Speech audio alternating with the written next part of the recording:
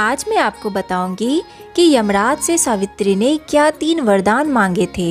यमराज से कैसे अपने पति के प्राण हर लाई थी सावित्री।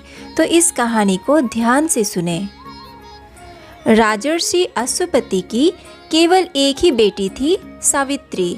सावित्री की शादी वनवासी राजा धूम्रसेन के पुत्र सत्यवान से की गई। सत्यवान और सावित्री का जीवन अच्छा चल रहा था कि एक दिन नारद जी का आगमन उनके महल में हुआ। उन्होंने बताया कि सत्यवान कम उम्र में ही मर जाएगा। ऐसे में सावित्री ने हिम्मत नहीं हारी और सत्यवान के साथ भगवान की आराधना करने लगी। वह सभी महलों के सुख त्याग कर वन में उनके परिवार की सेवा करते हुए समय बिता रही थी कि अचानक एक दिन जंगल में सत्यवान मूर्छित होकर गिर पड़े।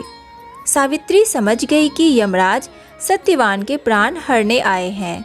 3 दिन तक बिना कुछ खाए उपवास करती रही और यमराज से प्रार्थना करने लगी कि उसके पति के प्राण छोड़ दे।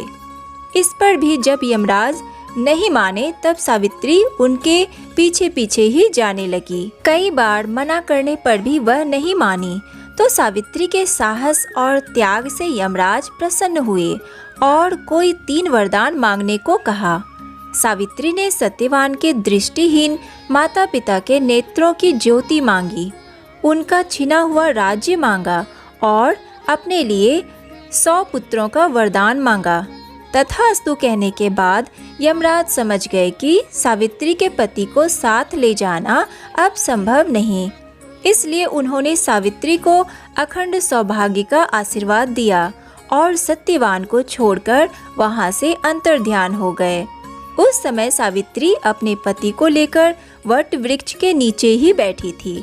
इसीलिए इस दिन महिलाएं अपने परिवार और जीवन साथी की दीर्घायु की कामना करते हुए वट वृक्ष को भोग अर्पण करती है, उस पर धागा लपेटकर पूजा करती है। तो आज के लिए बस इतना ही। वीडियो को लाइक कीजिए और सनातन रहस्य को सब्सक्राइब कीजिए। राधे राधे।